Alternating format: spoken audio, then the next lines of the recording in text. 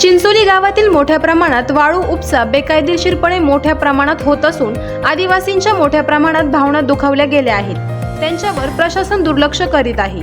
आदिवासींच्या स्मशानभूमीतून बेकायदेशीर वाळू मोठ्या प्रमाणात चालू आहे.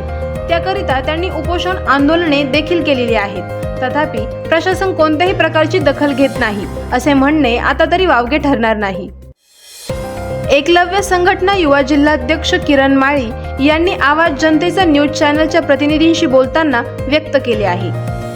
आवाज जनतेचा न्यूजसाठी प्रतिनिधी शेख शफीक मन्यार.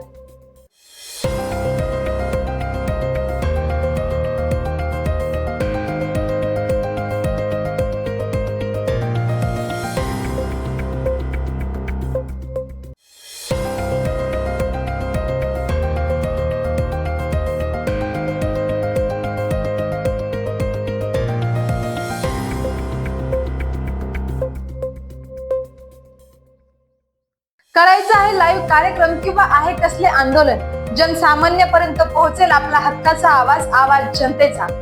बातमी व जाहिरातीसाठी संपर्क करा स्क्रीनवर दिलेल्या नंबरवर.